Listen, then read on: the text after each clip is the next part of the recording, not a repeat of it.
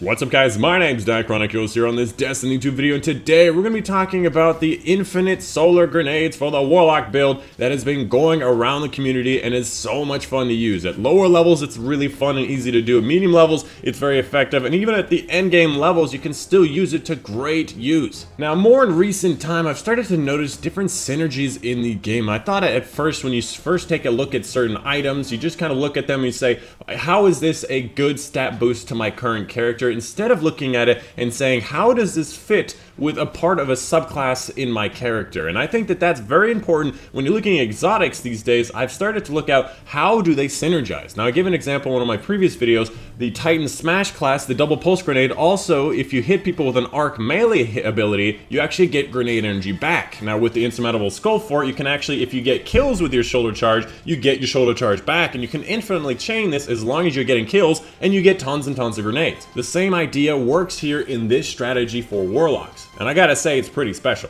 Not as special as baby turtles, of course, because those things are just absolutely adorable, but it's still pretty special nonetheless.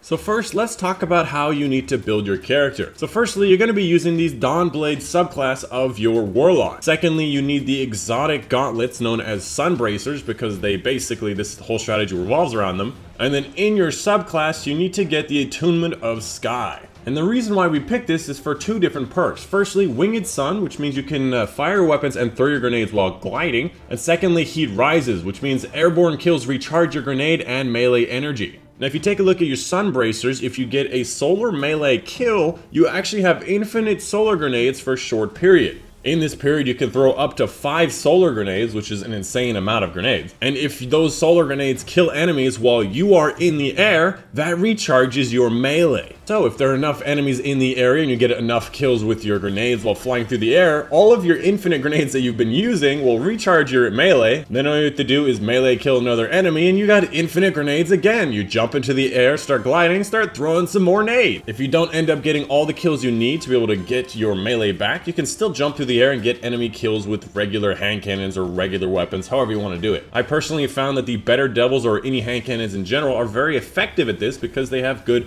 mid-air accuracy. Better devils being better in my opinion because the explosive rounds, I don't know what it is, it just seems like you do better damage against the body.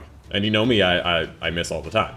And I do like a great body shot. And that's pretty much it. All you have to do again, have Sunbracers, select the Attunement of Sky. Once you get your solar melee charge killed, then you jump through the air and you start getting mid-air kills with all your grenades, all your weapons to get your melee back, and then you just continue this cycle over and over and over again. As I said before, this is very effective at the easy stuff, so when you're doing public events, you just destroy all of the enemies. It's very fun. You're pretty much wiping everybody. At the mid-game kind of things, you know, regular Nightfalls, even some prestige Nightfalls, you can still do quite well because it is still effective at getting melee kills, especially the solar melee kills. At the higher endgame stuff, you know, like prestige Nightfalls with higher handicap, prestige raids, in Leviathan, it's going to be a little bit more difficult because you have to make sure you get a kill with that solar melee charge without dying, and you also have to be in the air when you're getting those kills, but it's still very effective because you have 5 or 6 grenades to throw at the enemy, and that's a lot of grenades. And the last thing I want to mention about this build is that solar grenades do a lot of damage. Here's an example of me throwing, I think, 2 solar grenades at one of the Lost Sector bosses,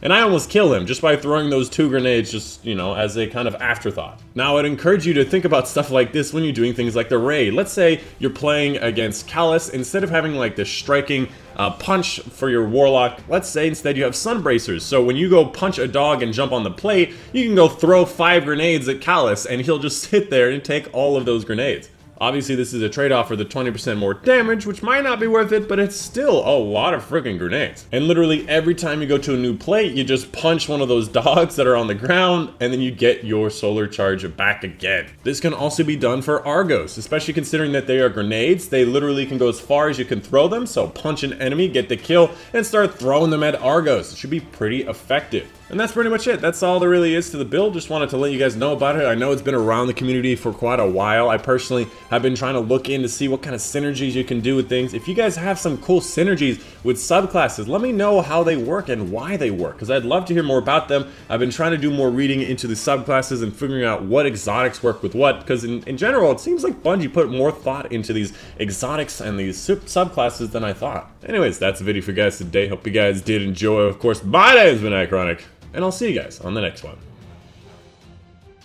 Turtles. I like the floating turtles. What are they called? Sea turtles? I like the floating turtles. Look at that one eating a strawberry.